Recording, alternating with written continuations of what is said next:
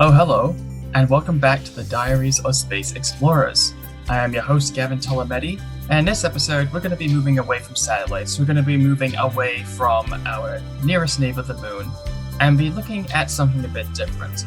I'm talking about astrobiology and combining arts with science. That's right, you heard me. We're going to be looking at what types of critters could be out there beyond our planet, and how art and everything associated with it can actually help promote and, if not benefits, the sciences, not just planetary science, but in everything involved in science, technology, engineering, and mathematics. We will be speaking with guest Emile Lafleche from McGill University. She is an undergraduate studying planetary science and has a strong background with science communication, outreach, and she is driven to get a graduate degree studying astrobiology to look for microbes on other planetary bodies and see whether or not life does exist outside of our planet. Without further ado, let's get right into the episode. I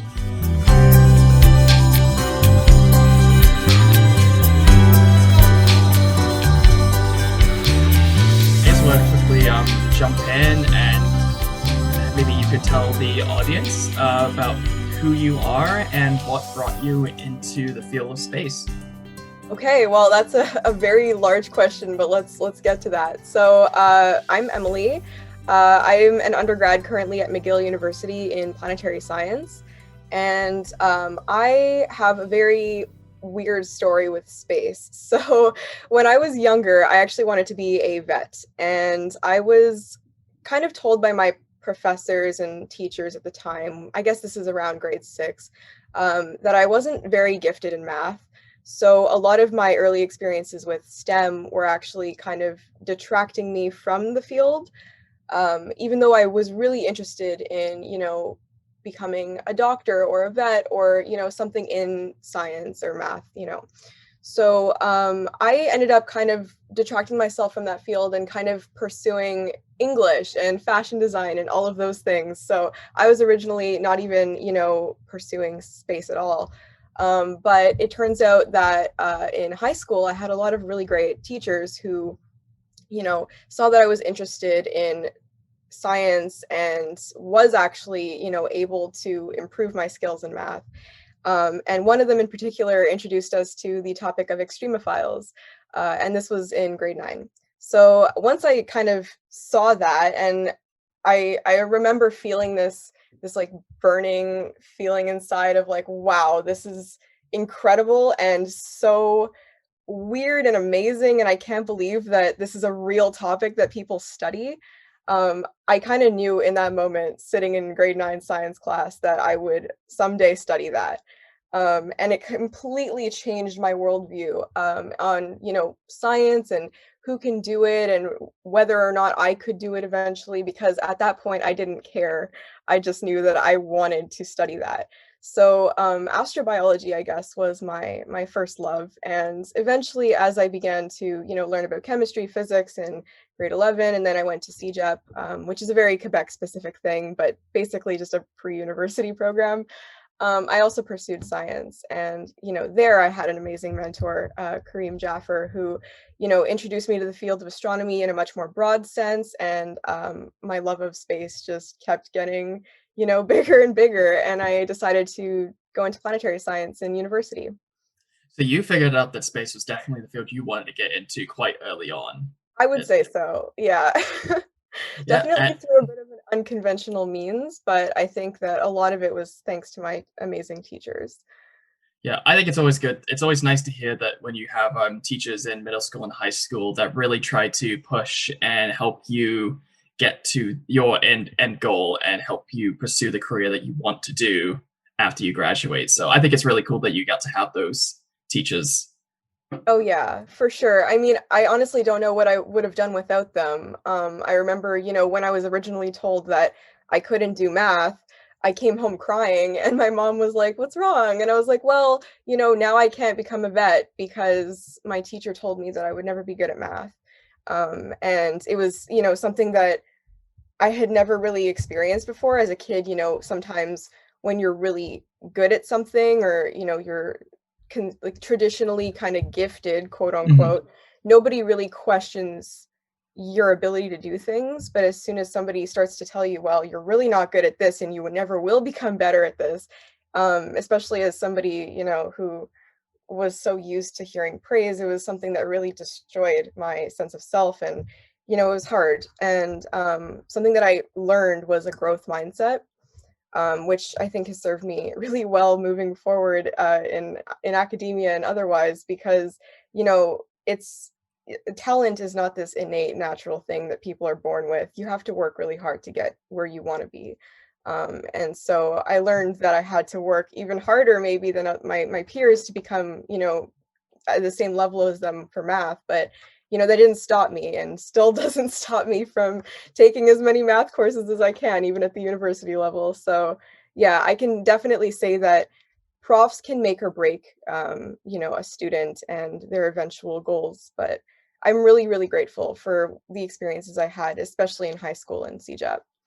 Yeah, I feel like it's very, I think it still happens today when someone sees someone that's struggling at one particular topic, they automatically assume like, oh, they're never going to be able to get Mhm. any better, or it's like, oh, I don't see them getting very far in life because they're struggling to do this one course, which a lot of the times when you get to meet people who are quite high up in companies, they say like this, oh, I failed calculus in my first year at university, and now I'm running an entire machine learning company, or I failed English, but now I'm the head of head of a research article. So it's just like, yes, it may have been like an obstacle, a very bad one at like very early on, but as you said, with extra hard work and determination, you can get to where you need to go just because someone might say like, no, you're not gonna be able to get there.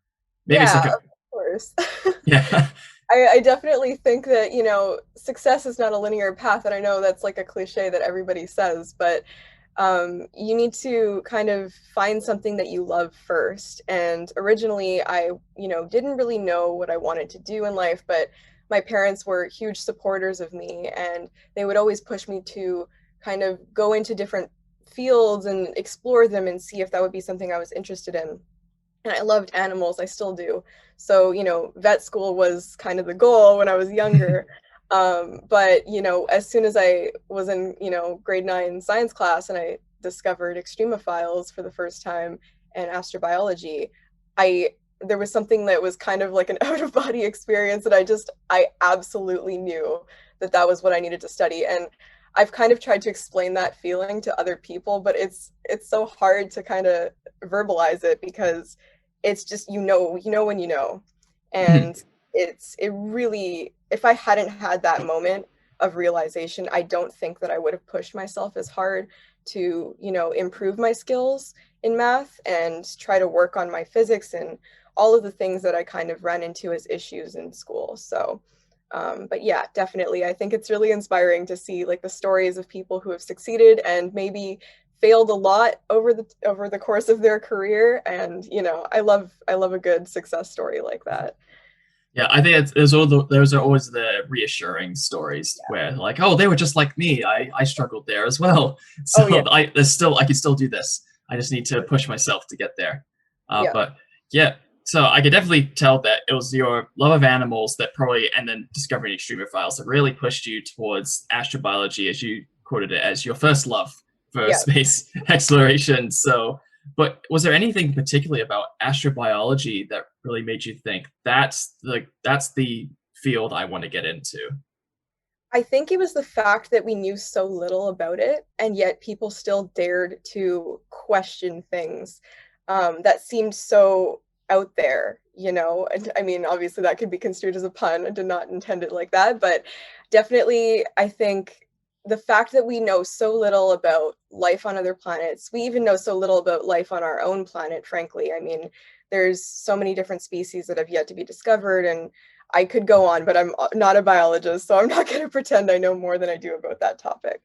But also, combined with this topic of extremophiles and life existing in these, dangerous conditions for any other life form, habitable environments was also something that interested me. And specifically now that I'm studying, a bit more of a, Earth and planetary science type subject, I really got interested in exoplanets and places where life could exist that are, out of the bounds of our imagination. So it was definitely something that I explored further and further as I became more interested in the topic. But I originally fell in love with the idea of life just existing in places that we could have never looked before. Why is it there? And what even is the purpose of life? Which is a bit more of a philosophical question, but is definitely something that we can start to question once we think about how broad life may be in the universe and how it may exist in so many other places. And, we're just one little planet that's floating, in space. We think that we're the center of everything, or at least we did think that we were the center of everything.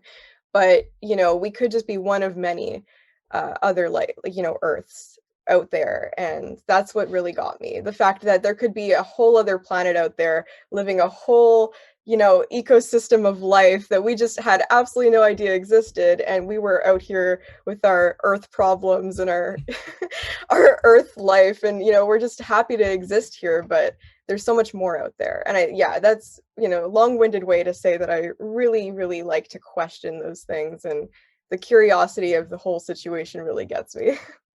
No, I think when it comes to human curiosity, it's one of my most powerful tools when it comes to exploration of any kind, not just involved in space. That without it, we'd probably still be sitting in caves staring at a fire because we would never have thought to try and discover new things or to expand what we know and what we can do. Allegory So, of the cave. yeah. No, I could really picture that being what we could still be like, or maybe a cave with a little bit more paintings in them, but it's hard to say. Well, I think, looking back in human history, I think we've always been interested in the cosmos and in space in general. It's been this sense of wonder that everybody has been able to experience, especially back when we actually were outside for longer periods of time. Um, Space was just this constant source of inspiration. And, now that we're all confined in our houses, I think it's a bit harder to grasp just how tiny we are and how insignificant our problems may seem to the rest of the universe. But I think it's also this sense of grounding that I get when I think about that, because, I can, as an anxious person, I tend to, make my problems a lot larger than they typically are. And space kind of helps me to realize that we're all just here. And what we choose to do with our very short lives compared to the time span of the universe is, completely up to us. So, yeah, I definitely think that space can serve as this inspiration for humans and how small we are, but yet how, important we can be in the grander scheme of things. So, Yeah, I think that's always a view that we need to think about, especially when we look through a telescope and see just what's actually out there, or even just looking at the night sky when we can get away from city lights at least.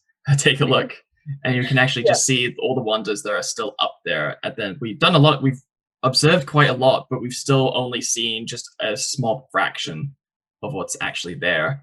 Oh, And yeah. and especially when it comes to, as you said, with astrobiology, it's still a topic that no one really knows a lot about. It's got one of the most popular questions in planetary science: is there life beyond Earth? But still feel like there's still a lot of information we don't know about, and I think that's something which I think we need to delve deeper into. Yeah, and I love how the field has kind of become more popular recently, because when I originally started reading about it, it was not that it was that long ago, mind you. I was only like, 15 and I'm only 21 now, but I've noticed that in recent years, astrobiology has become more and more significant to science, and people are really taking these questions seriously and also exploring them in so many different ways.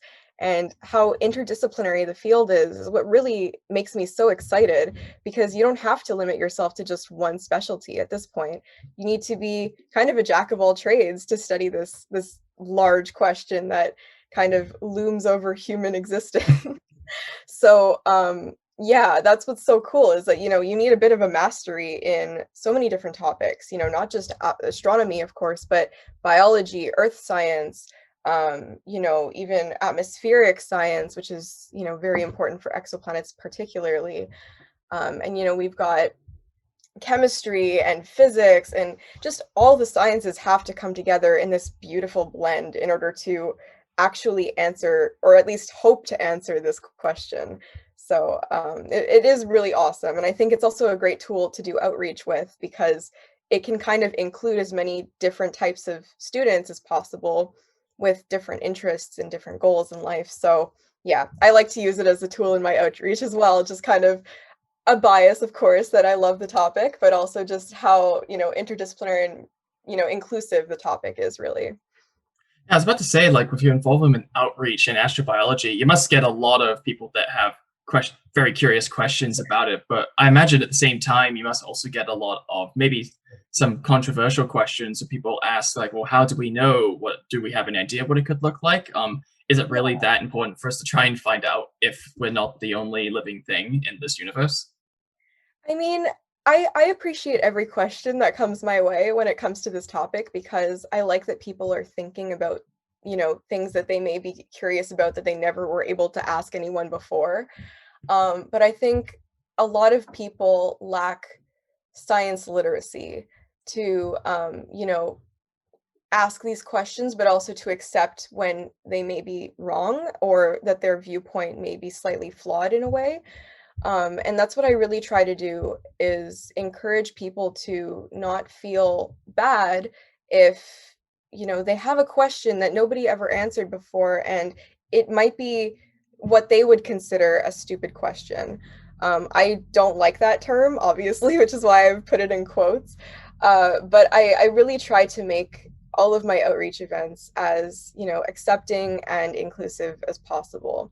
And, different audiences may have different ways of asking those questions. So for a child, they may be asking a mile a minute questions where they're like, oh, are there bugs on Mars? Can we, go there? How do we go there? What are the astronauts going to do when they land there? And, there may be even questions like, well, I heard that there was this exoplanet in the news last week, and I just want to know, like, is there life on that planet? And if so, how are we going to get there? Or how fast can we get there? And I love those questions because, it allows for so much creativity and excitement from the audience to just kind of, and usually I just ask it right back to them. I'm like, well, I have no idea. What do you think? And it leads to this really great dialogue with the audience. But, with older audiences, I often notice that they may be a little bit more skeptical, which is a good thing. Science is definitely good with a little hint of skepticism in it, but they may also be asking questions that are fueled by some pseudoscience as well. And I try to debunk those as often as I can, of course, not overstepping the bounds of what I know, which I accept is limited.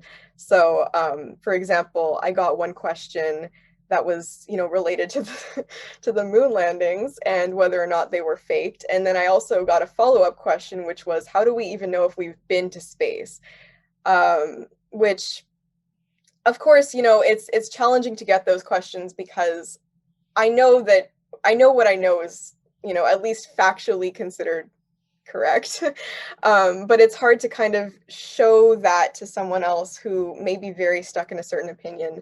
And I've learned that, trying to debunk myths is definitely not easy, especially with different audiences. And I'm still learning, essentially, how to kind of go about questions like that. I'm trying to be as understanding and compassionate as possible, and try to understand that everybody comes from different backgrounds. But again, it can be kind of frustrating to get those types of questions at every outreach event that you do. So yeah, I mean, there's a balance to hit for sure in terms of how you answer those questions and who is asking those questions.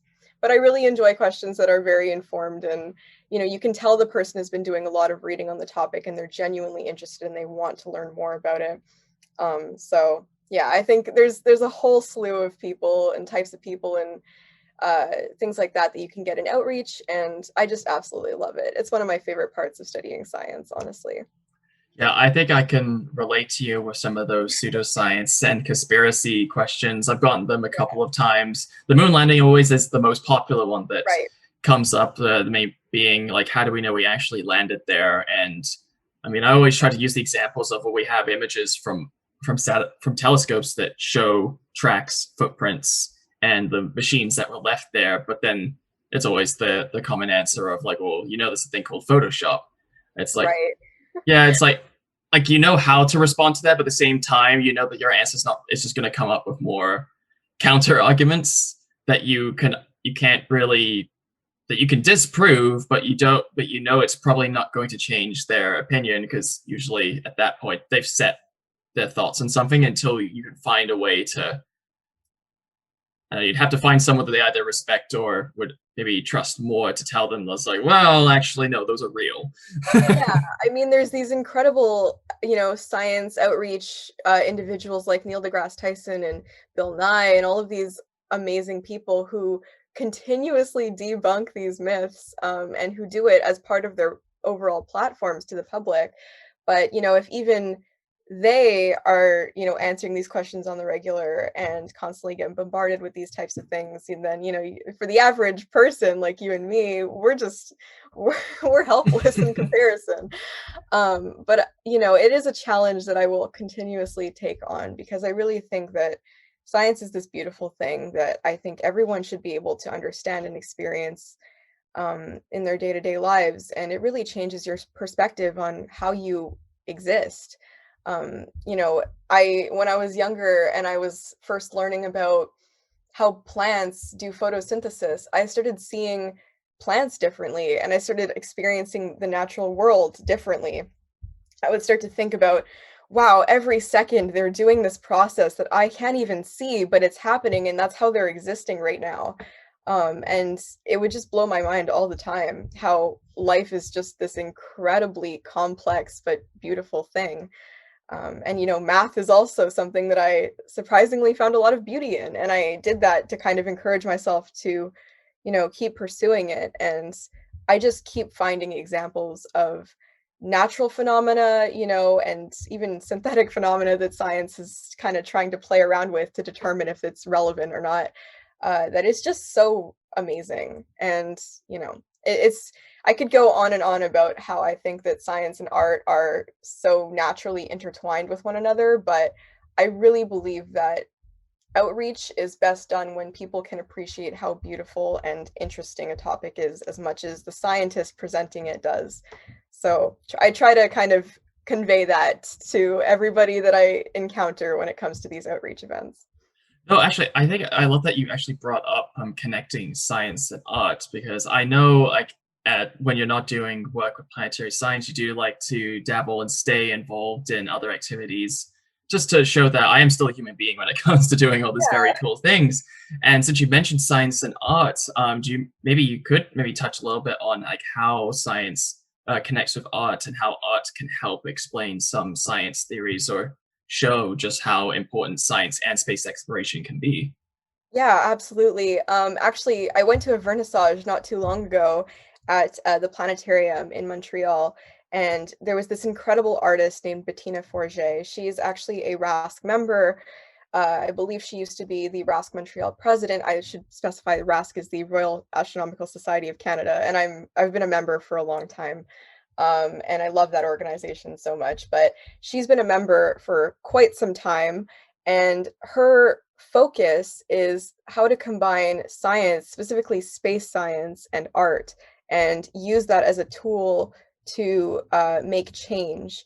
And I find her work so amazing. So this vernissage in particular was really cool, and I actually have a picture of it on my Instagram right now, of me standing next to the exhibition entrance. But it was Woman of Impact. And that was the title, and it was basically her sketching these craters on the moon that were named after women. And there were so few of them compared to the amount of craters on the moon.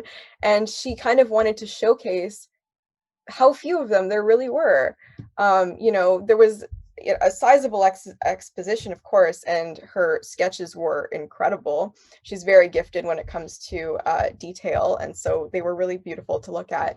But her message through this whole work was to show that women are extremely underrepresented in nomenclature for other planets or moons, not only in the solar system, but of course as we explore other star systems, this will also inevitably be a problem. So I thought that that message was really fascinating and, kind of shed some light on something that not everybody thinks about in science, which is representation.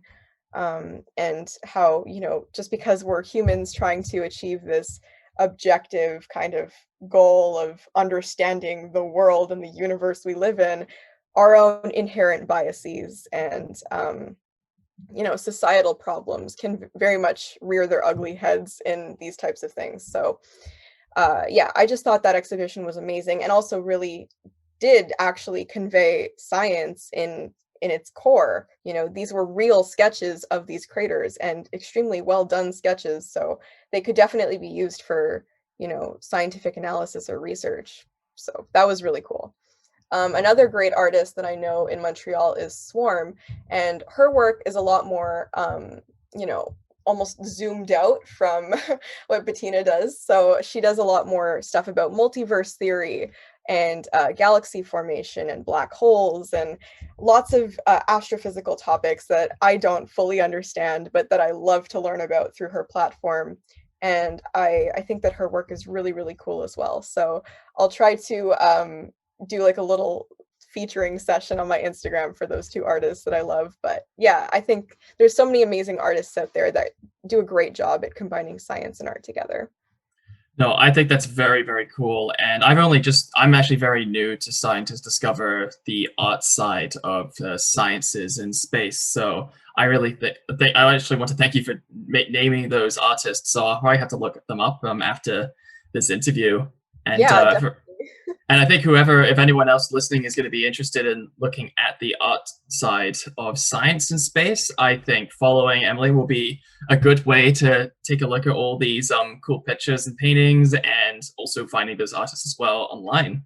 Yeah, I'll So definitely try to link them somewhere. I definitely think you should give them a follow too, because they are fantastic and I know you will love them as much as I do. yeah, no, I can't wait. I really can't wait to find out more about their work. And so did art really play a big role in for you to maybe strengthen your reasoning to say space is the career I want to pursue? So, I guess in high school, I was never exposed to the concept that science and art could go hand in hand. And I find that sad actually, because I was an art student in high school. And I was originally pursuing it, as I mentioned, in the lens of fashion design and kind of, all that stuff. But I was in art for my entirety through all of high school, and I loved it. It was an outlet for me to kind of de-stress and express my creativity and to not worry about what other people would think about what I was, feeling or doing. So I always looked forward to art class, even when I had a stressful exam that day, or, I was struggling in another concept in a class. I would always look forward to being able to just sit down in art class and paint something or draw something. But I remember my art teacher would always comment on how I love to use different mediums. I would be like one of those kids that would, everybody else was doing a drawing with pen and paper, and I would be like asking her if I could go use the glue gun and like a bunch of plasticine to make this crazy little sculpture or, thing in my notebook. And so she really appreciated that. And I found it really cool because I would just get to express all of my creativity at once. But as I grew older, I realized that that was actually a skill that I had that I was really proud of. Because I find that, sometimes when you're doing science, you can feel very caught up in whatever the topic is to a point where you feel like you cannot express yourself in that topic. You may not see yourself at all in, any sense being a puzzle piece to solve the greater grand puzzle of that science topic.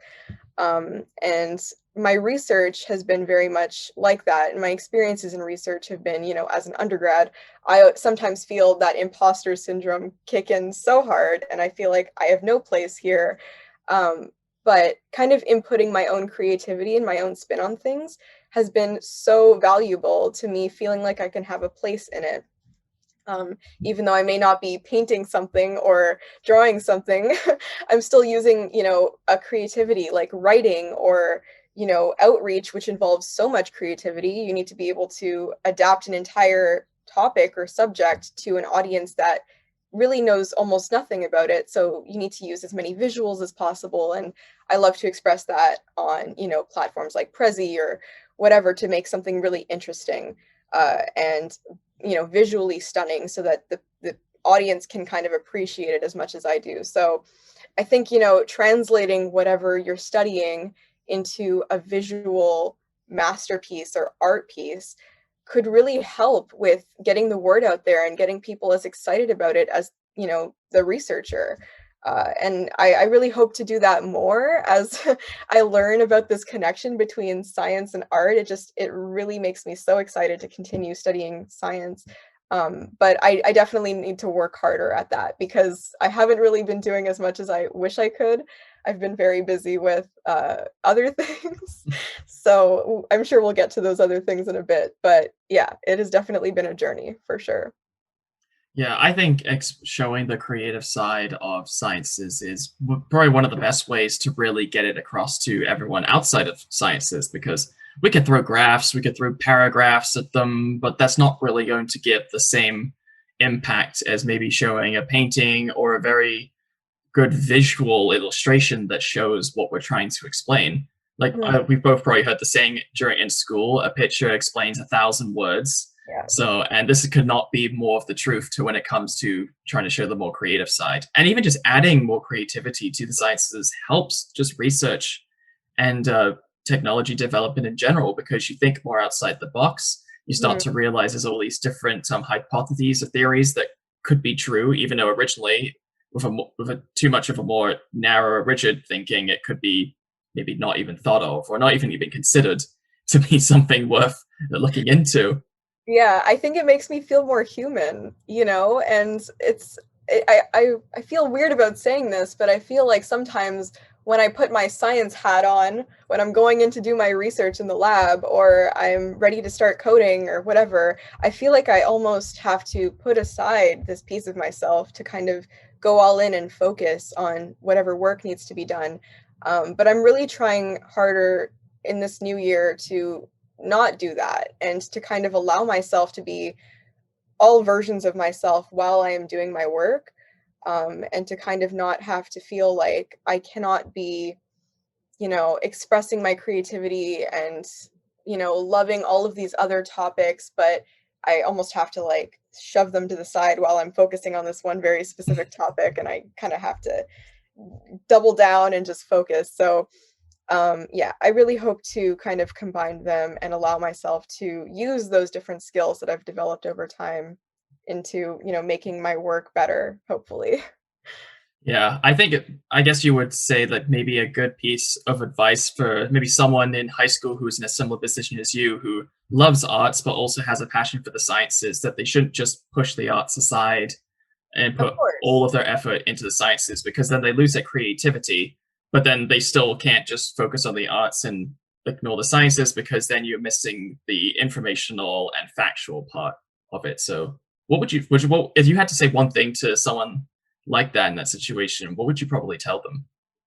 I am a huge proponent of pursuing as many things as you love. So I love biology, I love earth science and geology, and I also love astronomy. And of course, I love art. So I really think that if you love many things and you're kind of feeling like you need to pick one and just focus on that, then you've got the wrong idea. You need to, do as many things as make you happy, as many things as you feel you can, of course. Don't overwork yourself. That is another thing that I'm working really hard on doing. But try to, give yourself carve yourself a path that you feel is authentic and unique to you.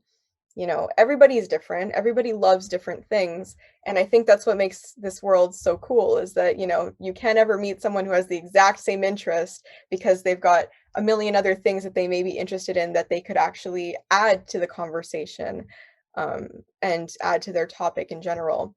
So, if you love like a million things and you're being told by a counselor or somebody that you need to choose one and just go for that, don't do that. Try to include as many of your interests as possible in your future career because that's what makes you unique and that's what will make you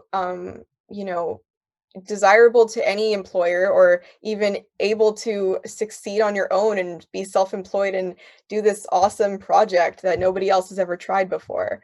So, embrace your ability to do all of these different things and do them well, because everybody has a talent, and or even multiple talents, and I think that you should be encouraged to pursue them all and not just have to pick one. Yeah, I actually want to take that piece of advice you just given to heart, because it's it really bodes into why I wanted to start this podcast. In general, because I love podcasting. I love listening to podcasts, and I thought this was one type of topic I thought was missing from Yeah. just space exploration and just from the world in general. And I wanted to be able to fill that gap. And I knew if I didn't pursue it now or in the near future, I never would have. So Right. I think it's definitely a piece of advice I'm following personally as well. I'm So glad. thank I'm you. glad that you appreciate it. But but your advice does remind me of a poster I had in my office, which I still need to go get when I can. I think if I can't remember word for word, but I believe it said, "Do not go where a path already leads. Carve your own and leave a trail, and see if others will follow." Yeah, and I think, others will always follow. I'm so inspired by scientists like Carl Sagan, who at the time, they were considered this revolutionary thinker of, somebody who dreams big and who also loves to, share his story with other people and share his love for space with other people through Cosmos, which is now this massive phenomenon, in outreach and space science. So, people like that really inspire me to, embrace all facets of what I love and to really just go for it. Nobody is going to do the exact same thing as you, or the way that you could do it.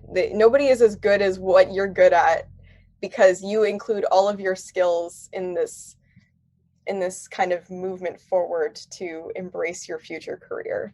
That was a little bit of a weird way to word it, but No, I that don't was actually a great way to word it. I tried. So no, I think that's a really well said, and I hope the audience listening now will really take all this advice to heart and really follow it. That like choose your own path and use the talents or multiple talents that you have at your disposal. Definitely. Yeah. Yeah, so I actually want to move on to the guest question portion of this podcast. And I want to start off with the first question. I ask all the guests these. So, what celestial body would you want a future mission to visit? Oh man, that is so hard. I mean, I remember I was just the moderator for a Q&A that Dr. Farah Alabe, who is this amazing engineer at NASA JPL. I was moderating the Q&A for her talk, and she was kind of answering that exact same question, and I eventually was like, well, I mean, that's such a tough question to answer, because there's so many amazing places to visit, especially for astrobiology. I mean, NASA's just killing us right now. They've got the Europa Clipper, they're planning the Dragonfly mission to Titan. There's so many awesome, exploration missions that have been kind of discussed in the last few years. And I also love the Decadal Survey, because they always kind of add some astrobiology locations of interest in there. But honestly, I think I would be the most excited about a mission to either Europa or Enceladus. I think that they are so cool, and that there's, so much potential there for astrobiology that has been untapped as of recently. So yeah, I would choose, one of the moons in the outer solar system, I think, for a future mission, for sure. Yeah, I think recently they have been getting a lot more attention, Yeah. and which is well deserved because there's so little that we know about them, and they do all these really cool things, from geysers being shot off from the surface, or if you think of Jupiter's moon Io, the most volcanically Oh yeah. active planetary body in our solar system. That we think Earth is relatively volcanically active. That moon is beating us, I think, tenfold. So, and no one's really looked at it, and like. Because I think if I had to answer it, I would definitely say we need a mission to Io. Like that, I want to know what's making that moon tick. I know it has to do with tidal forces and heating from between Jupiter and the moon, but I want to know really what's going on its surface. Yeah. I completely support that. I think that's a very planetary geologist answer. I think a lot of people in geology are fascinated by Io, but yeah, speaking from an astrobiology point of view, I would have to choose Europa or Enceladus. There's just I'm so intrigued by those moons, and I would love to see some data from them. No, I would love to see some data, hopefully in the future too. So the second question is, we talked a little bit about why space exploration is important for everyone on Earth. So I wanted to ask you, what's your favorite spin-off technology? Oof, I know you've been posting some really interesting ones on your Instagram lately. Um, Man, that's a really tough one. I think the memory foam one would probably be one of my favorites.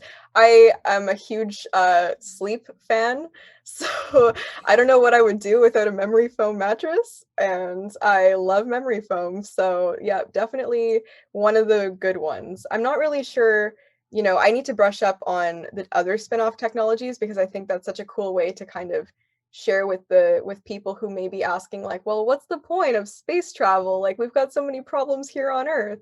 Human innovation is something that we should never have to limit, no matter what, because space may present its own challenges, but those challenges may inspire us to solve, our own here on Earth. And that introspective approach, I think, is something that I really try to embrace, in my own personal life, but also, when I'm sharing my field with other people, to kind of encourage them to not just see space travel as this intangible kind of, unreachable goal for the average person, but something that could genuinely impact everyone's lives and make them better eventually. So yeah, it's definitely a very cool thing, and I need to become better versed in spin-off technologies.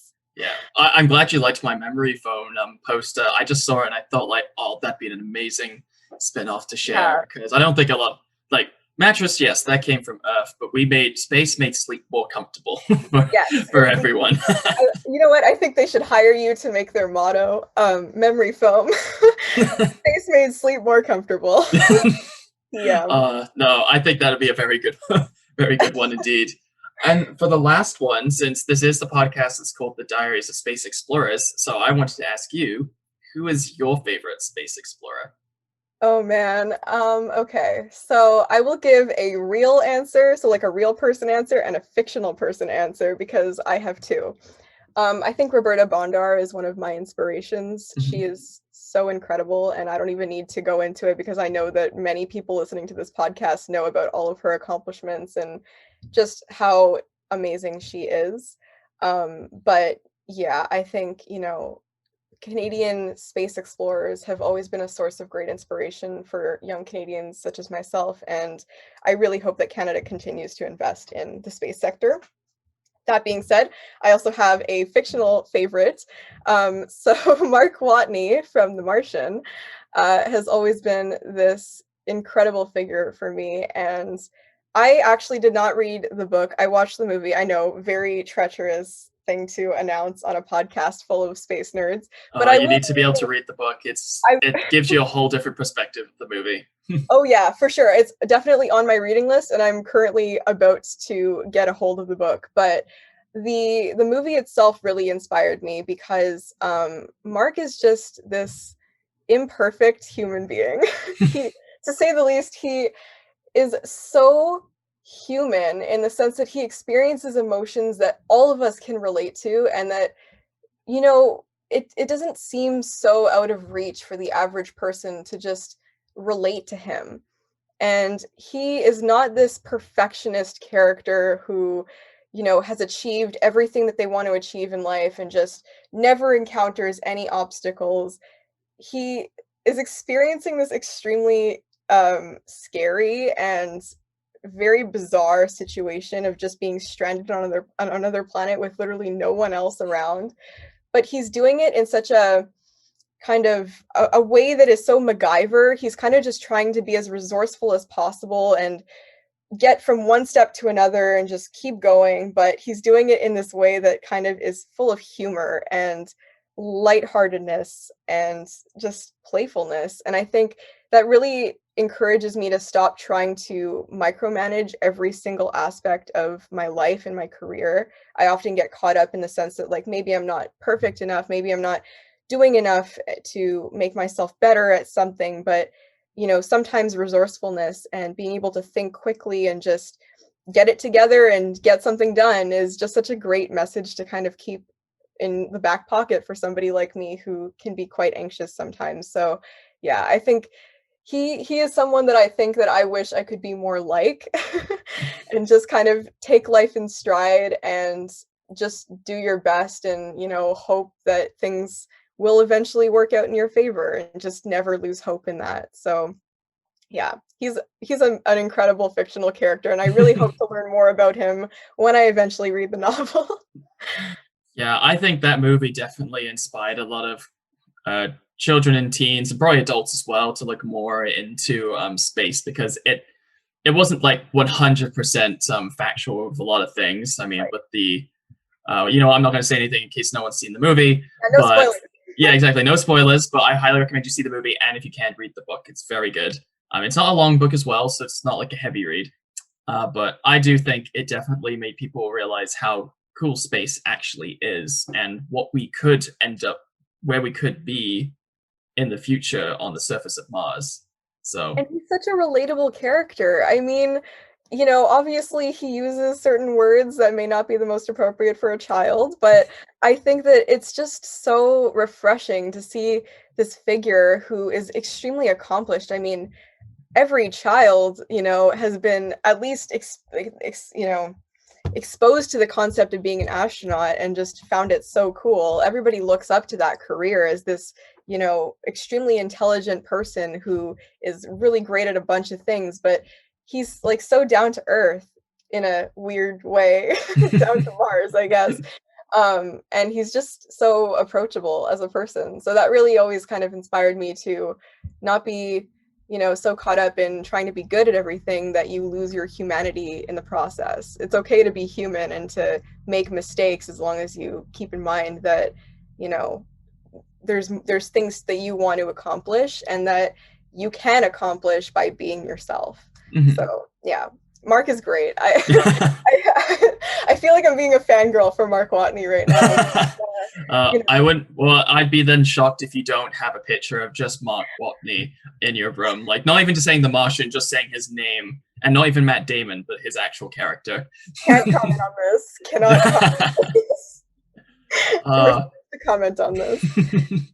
But Emily, I just wanted to say thank you for coming on the show and sharing your story and passion for space and astrobiology with everyone, and opening up hopefully more ears and eyes, in this case, to the connection between arts and the sciences. Yeah, absolutely. I mean, with my upcoming research projects that I've been, doing lately with, I'm exploring exoplanets and then all of a sudden lunar impact melt deposits. And now I'm doing some more, down to earth microbiology related things. I have really experienced the breadth of astrobiology throughout my undergrad, and I hope to continue sharing that story with other people however I can, whether that's through outreach or my website or even Instagram, which I'm trying to get better at. So I'm with you with Instagram. I'm still trying to figure out the ropes, so we can both struggle. Yeah, it's more about the posting schedule. I know a lot of people who have like a posting schedule, and I can't get on that kind of thing. I have very limited time. So yeah. Exactly. But thank you again for coming on, and I hope you have a wonderful rest of your day. You too. And thanks for everybody who's been listening. I really appreciate it. It's my very first podcast, so I hope I didn't do too badly at it. No, you did perfectly. Awesome. All right, good to hear. Well, thank you so much.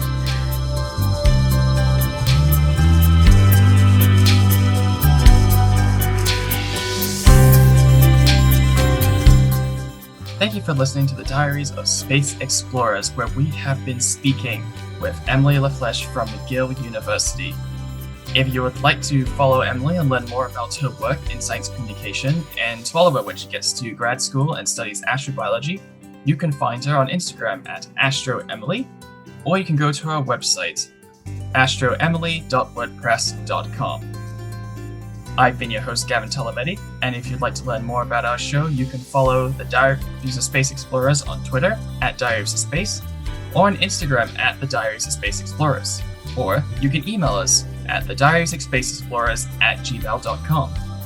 Thank you for listening, and see you all next time.